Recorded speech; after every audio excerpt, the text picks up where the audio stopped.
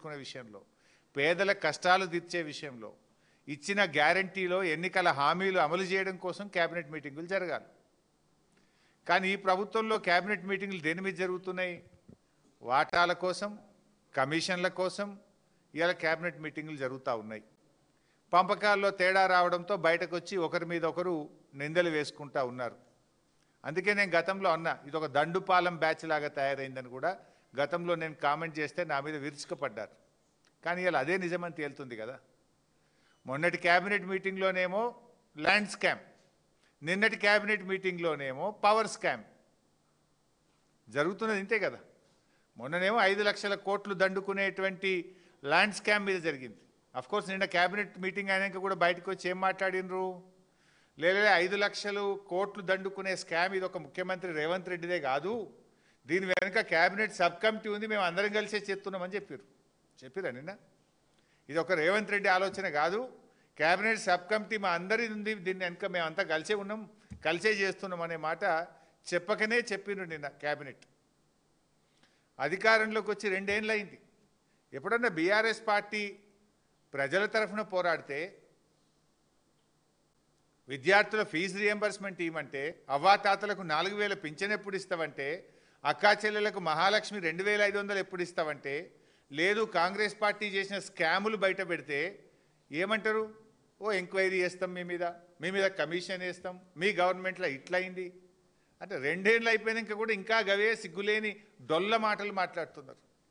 అంటే ఇవన్నీ కూడా డైవర్షన్ పాలిటిక్స్, డర్టీ పాలిటిక్స్. అరే మీ మీద స్పష్టంగా మేము ఆరోపణ చేసినాము, దానికి సమాధానం చెప్పండి. మీరు వెనకటి ఇట్లా చేసిండ్రు, మీరు అట్లా చేసిండ్రు, మీ మీద ఈ ఎంక్వైరీ చేస్తాం, మీ మీద కమిషన్ వేస్తాం, మిమ్మల్ని లోపలేస్తాం, ఇదే ముచ్చట్నా? ఇంకా ఇవాళ ప్రజాధనాన్ని కొల్లగొడుతున్నారు. ప్రజలు ఈ రాష్ట్ర ఖజానాకు వచ్చే డబ్బులు కాంగ్రెస్ పార్టీ జేబుల్లోకి పోతున్నాయని ఒక ల్యాండ్ స్కామ్ బయట పెట్టినాం.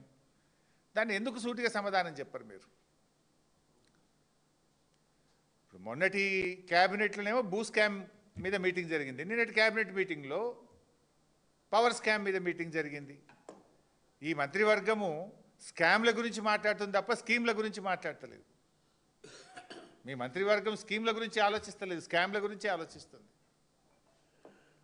ఇప్పుడు రామగుండంలో 800 మెగావాట్లు పెడతాం, పాల్వంచలో 800 మెగావాట్ల పవర్ ప్లాంట్ పెడతాం, మక్తల్లో 800 మెగావాట్ల పవర్ ప్లాంట్ పెడతామని నిన్న క్యాబినెట్లో నిర్ణయం తీసుకున్నాం. అయితే ఎన్టీపీసీ ధర ఎక్కువనా, మన జెన్కో ధర ఎక్కువనా, ఇద్దరితో మాట్లాడి మేము ఆ ప్లాంట్ ఎవరు కట్టాలో నిర్ణయిస్తాము అన్నారు. ఇది drama. Basically 2 things are very clear. ఇప్పటికే ఎన్టీపీసీ డిపిఆర్ తయారు చేసింది, మన జెన్కో కూడా డిపిఆర్ తయారు చేసింది. జెన్కో ధర ఎంతనో నీకు తెలుసు, ఎన్టీపీసీ ధర ఎంతనో నీకు తెలుసు. కుల్లా ఉన్నది. నంబర్ 1. నంబర్ 2, ఎన్టీపీసీ అనేది ఈపీసీ కింద, అది కాంట్రాక్ట్ సంస్థ కాదు, కట్టి ఇవ్వడానికి అది కాంట్రాక్ట్ సంస్థ కాదు. ఎన్టీపీసీ అసలు నిర్మాణమే చేయదు, తనకు కోసం తాను విద్యుత్ ఉత్పత్తి చేసే ప్లాంట్ కట్టి విద్యుత్ సరఫరా చేస్తుంది తప్ప ఇతరుల కోసం ప్లాంట్ కట్టేది కాదు.